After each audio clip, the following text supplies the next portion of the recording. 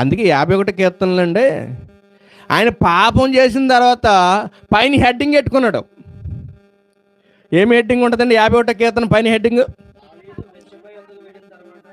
అమ్మా, దావీదు బెత్షెబ ఎవరు?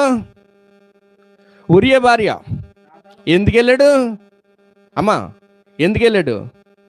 ఖాళీగా ఉండి ఒళ్ళు కొవ్వెత్తేసి ఆ పైన నడుతుండి కనపడిందంట ఆమె.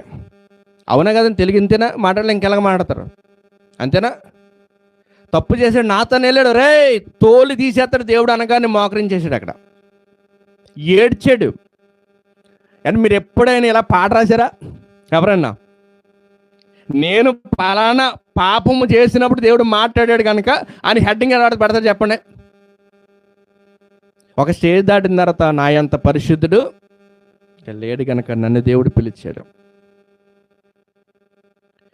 క్రిస్టియానిటీలో వచ్చిన తర్వాత ఇక్కడ పాపాన్ని కప్పుపుచ్చుకున్న వారు ఉంటున్నారే తప్ప, పాపాన్ని ఒప్పుకొని పరిశుద్ధ హృదయాలుగా ఉండి ప్రభువుకి ప్రార్థన చేసేవారి సంఖ్య నానాటికి ఏమైపోతుందండి? తగ్గిపోతుందా, పెరుగుతుందా? కారణం పాపము చేయడంలో పరిపక్వత దశ కదండి. ఏమండి, లోకంలో నటులు ఉంటారండి, ఉన్నారా?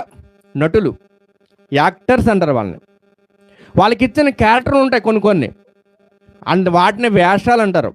వేషాలు వేసేవాళ్ళు వాళ్ళు ఆ వేషాన్ని బాగా మప్పించినందుకు ఏం చేస్తారండి?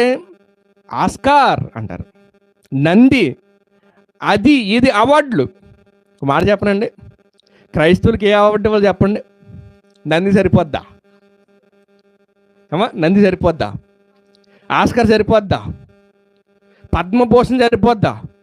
పద్మ విభూషణ్ సరిపోద్దా? ఏమండి సరిపోద్దా చెప్పండి?